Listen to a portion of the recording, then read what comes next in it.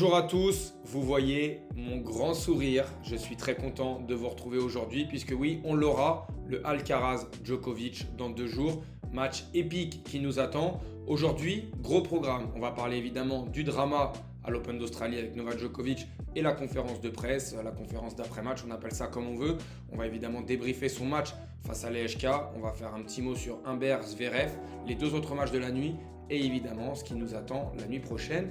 Alors bouge pas, ça commence tout de suite.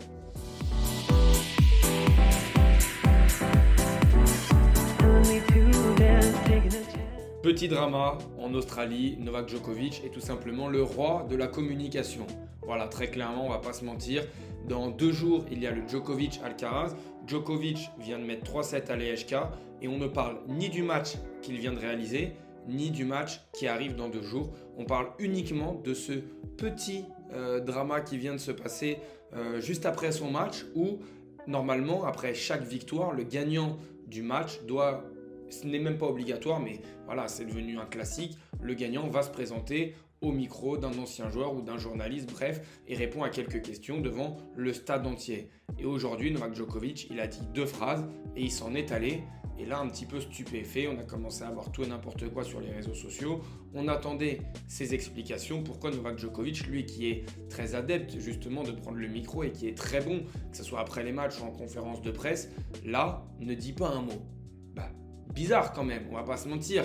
Mais Novak Djokovic nous a donné la réponse, il ne s'est pas fait attendre très clairement. Et juste après, on va voir ce qu'il a répondu, mais on va surtout d'abord voir ce qui s'est passé. En fait, il faut revenir quelques jours en arrière et sur une chaîne Nine, ça s'appelle la chaîne Nine en Australie, il y a un journaliste qui a dit des choses complètement lunaires. Écoutez bien, c'est sur l'équipe, ils ont fait un article, on le voit bien ici, Novak est surcoté, Novak est un has-been, Novak virez-le, c'est assez fou. Donc d'abord il commence par bienvenue, vous pouvez voir les fans de Novak Djokovic qui chantent à pleine voix. Ensuite il lâche ces 2 phrases qu'on vient de lire et ensuite à un moment un peu surréaliste, il conclut « Je suis content qu'ils ne m'entendent pas, revenons au tennis ». Mais déjà comment on peut se permettre de parler comme ça de Novak Djokovic? Déjà la première phrase, déjà ça va pas. Déjà la première phrase, Novak est surcoté. Déjà à partir de là, lui, il n'y a aucune crédibilité. Merci, au revoir. Qu'est-ce qu'il fait à la télé en fait? C'est pas possible. Et ensuite, c'est une attaque personnelle. Novak est un has-been, Novak virez-le. Et ensuite, il attaque carrément les supporters serbes.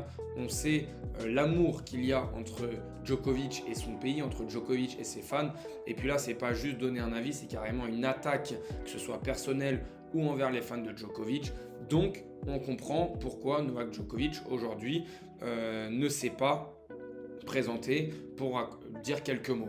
Et il l'explique, voilà, on va le lire ensemble. J'aimerais clarifier les choses. Il y a quelques jours, le célèbre journaliste sportif qui travaille pour la chaîne australienne Nine s'est moqué des fans serbes et a également fait des commentaires insultants et offensants à mon égard. Depuis, il a choisi de ne pas présenter d'excuses publiques et Nine non plus.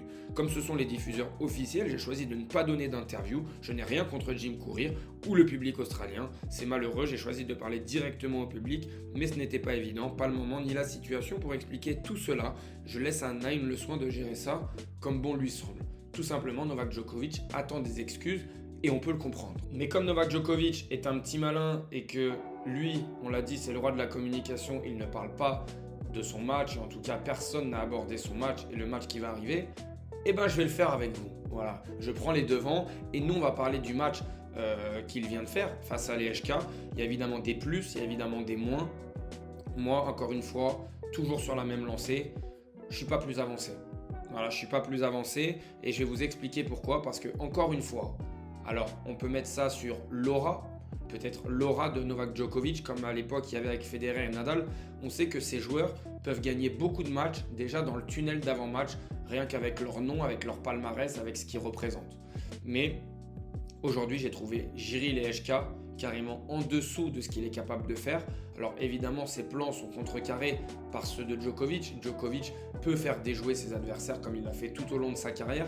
Mais on va regarder un petit peu plus en détail les statistiques. Et moi, il y a 2-3 choses qui me dérangent énormément. Déjà, la première chose, c'est la vitesse moyenne de service de Novak Djokovic. 190 ici en première balle, pas de souci. deuxième balle en moyenne à 149 km/h.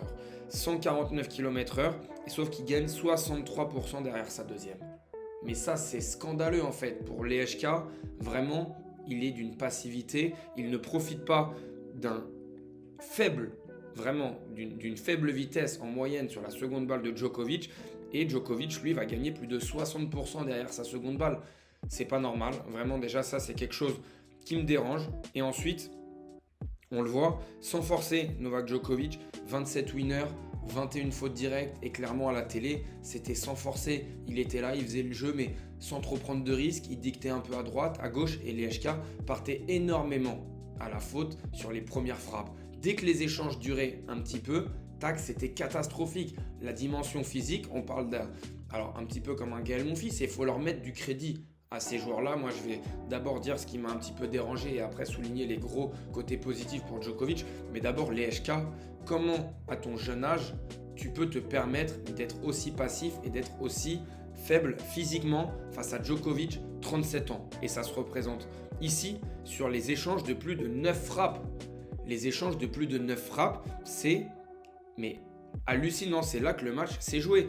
Sur les échanges de 0 à 4, on est à égalité. De 5 à 8, on est à égalité. Et dès que les échanges durent un petit peu, on est à 23-8. Donc Lejka, en fait, il gagne seulement 8 points sur 31 quand l'échange dure un petit peu. C'est pas normal. Dimension physique à ce niveau-là. Djokovic, clairement, on l'a senti en difficulté sur les contre-pieds. On a vu qu'il était capable de très bien glisser. Il a fait quelques glissades, mais en fait, c'est des choses, il faut lui faire répéter ces efforts-là.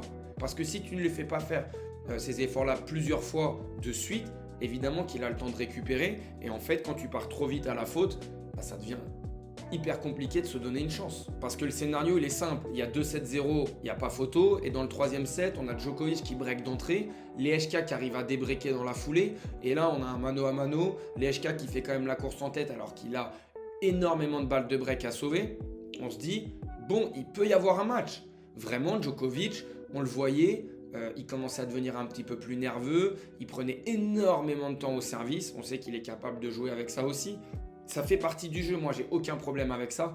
Mais en face, Lejka, il a été quand même dans le troisième set assez solide sur les balles de break, sur les points importants. Il est monté un petit peu plus au filet. Mais sauf que le tie-break qu'il fait, parce que ça se finit 7-6 au troisième set, déjà il y a une volée, il doit l'appuyer à 2-1.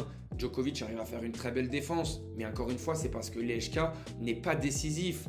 On le voyait partir trop souvent longue ligne. Il faisait la faute extrêmement vite dans les points, dans les échanges. Au tie-break, ça lui arrivait aussi. Bref, à partir de ce moment-là, tu prends 3-7-0.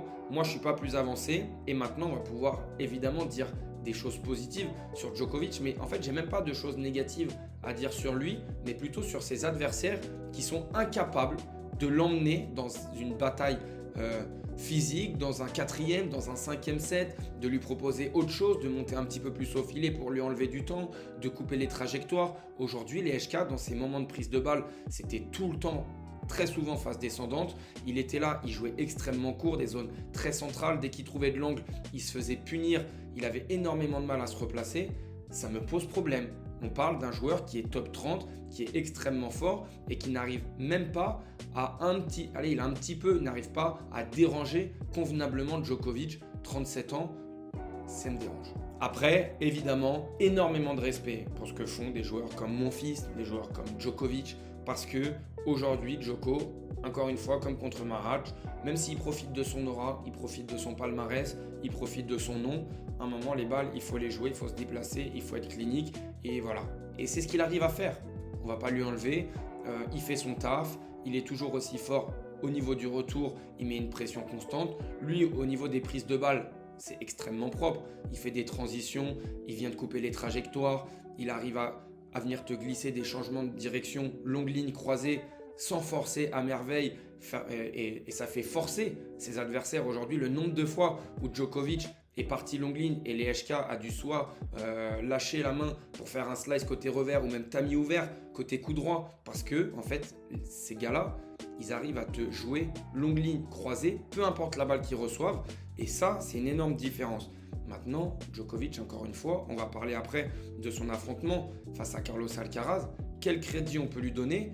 Évidemment, il a perdu un set au premier tour, un tour au deuxième set, Mais là, on parle quand même de Carlos Alcaraz. Est-ce qu'on peut l'imaginer faire le même match et se qualifier pour les demi-finales? Parce que Carlos Alcaraz, lui, les échanges de 9 frappes et plus, normalement, il est censé les tenir. Et même sur les 2-3 premières frappes, il est censé développer plus de puissance. Il est censé varier un petit peu avec ses amortis. Comment peut répondre Novak Djokovic à ça? 4-3 pour Novak Djokovic contre Carlos Alcaraz. On le sait, leur dernier affrontement, c'était aux Jeux Olympiques. Et j'y étais d'ailleurs. Je vous le dis, voilà, si vous n'étiez pas au courant, j'avais juste envie de me rappeler au bon souvenir parce que c'était un match exceptionnel, le plus beau match que j'ai vu de toute ma vie. Et vraiment, à ce moment-là, on a senti, et c'est pour ça que j'en parle, parce que si le match était en 3-7 gagnant, clairement, Carlos Alcaraz avait les cartes en main. Et ce qui a sauvé Novak Djokovic dans cette rencontre, c'est vraiment la dimension du 2-7 gagnant.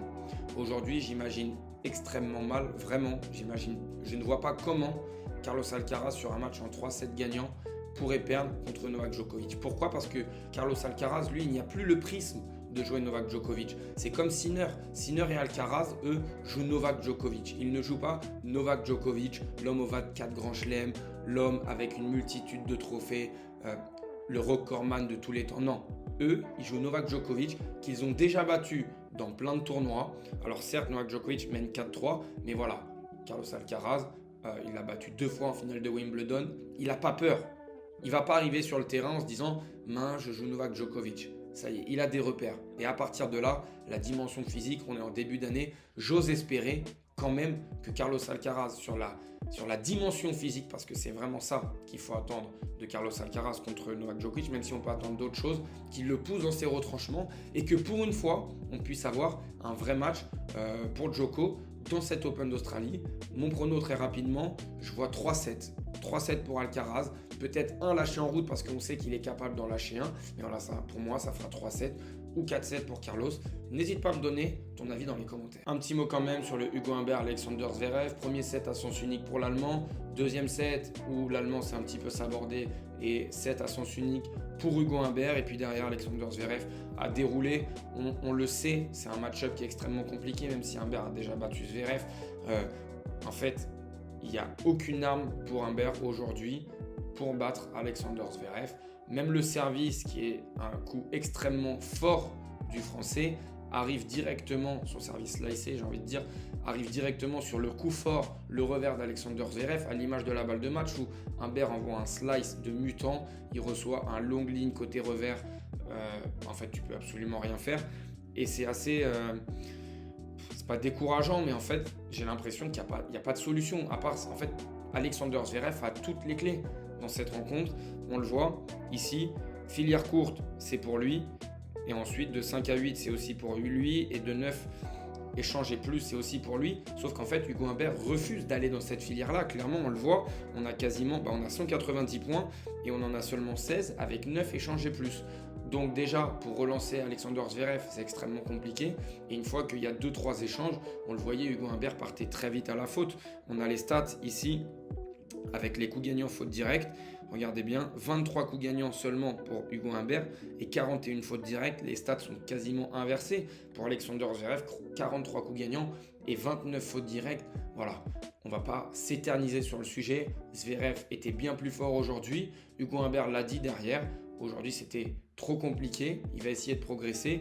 Mais personnellement, je ne vois pas, même s'il y a des axes d'amélioration, comment tu fais pour combler l'écart qu'il y a avec ce joueur-là. Il peut évidemment battre des joueurs comme Alcaraz, Sinner et tout qui jouent plus vite, mais Zverev qui arrive à temporiser, qui met énormément de volume avec son coup droit sur le revers très à plat du Français, il est capable en revers de couper toutes les trajectoires. Bref, c'est un match-up qui est très dur pour Hugo Humbert.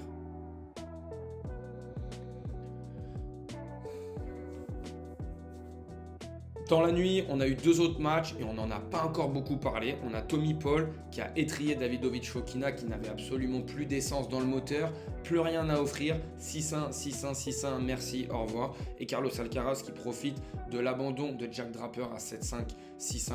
Un bon premier set où Alcaraz a breaké d'abord, puis s'est fait débreaker, s'en sort finalement 7-5. Il y a eu des beaux points, mais Jack Draper clairement Il faut quand même féliciter Jack Draper qui a gagné ses 3 premiers matchs en 5-7. Lui qui, on le savait, avait des difficultés physiques à tenir sur les longs matchs. Donc ça reste un très bon tournoi. Personnellement, je trouve, pour Jack Draper. Aujourd'hui, il tombe surtout physiquement parce qu'il avait ses chances face à Carlos Alcaraz s'il était à 100%. Mais on ne saura jamais ce que ça aurait donné. En tout cas, on a donc le Alcaraz Djokovic évidemment, et puis on a le Tommy Paul Alexander Zverev qui est très intéressant. Tommy Paul comme une anguille qui avance dans ce tournoi. Est-ce qu'il peut faire l'exploit? Personnellement, j'y crois, puisque Alexander Zverev a montré des signes de fébrilité, on le disait tout à l'heure, et surtout Tommy Paul, sans faire de bruit, installe son jeu, installe son tennis et ne perd pas d'énergie. Donc, à voir ce que ça peut donner. Bon courage à tous ceux qui vont se lever cette nuit, parce qu'il y a quand même des sacrés matchs. 4h du matin, c'est criminel. C'est criminel de ne pas mettre ce match en night pour permettre à un maximum de monde de le voir. Yannick Sinner, Holger Rune. Voilà, j'y crois pas du tout pour Holger Rune. Yannick Sinner pour moi est pas un cran, pas 2 crans, mais 10 crans au-dessus du Danois. Donc ça fera 3-7-0. On verra, j'ai pas la science infuse. Je donne uniquement mon avis. Voilà. Derrière, on a Sonego Tien. Tien, vous le savez, c'est mon coup de cœur. Donc j'ai vraiment envie de le voir gagner ce match parce que ce joueur m'intéresse énormément. Il n'est dans aucune case des nouveaux critères pour jouer dans le tennis moderne. Donc j'ai envie de le voir faire son trou. Et puis on a le Gaël Monfils Ben Shelton à 5h30. Et là, il va falloir mettre le réveil parce que ce match-là, faut pas le louper. C'est le match à voir clairement cette nuit. Donc on met le réveil et on regarde. Et puis en night, on a la belle surprise Mikkelsen qui va affronter le local Alex de Minaur. Très beau programme, clairement. C'est la fin de cette vidéo. Comme d'habitude, si tu as aimé, n'hésite pas à lâcher ton meilleur pouce, ça m'aide énormément. On rentre dans cette 2e semaine de l'Open d'Australie. Ça y est, ça va tellement vite. On a peu d'heures de sommeil, mais c'est comme ça. Dans une semaine, on va enfin pouvoir redormir et faire des grasses matinées. Mais en attendant, reposez-vous bien et on se retrouve dès demain.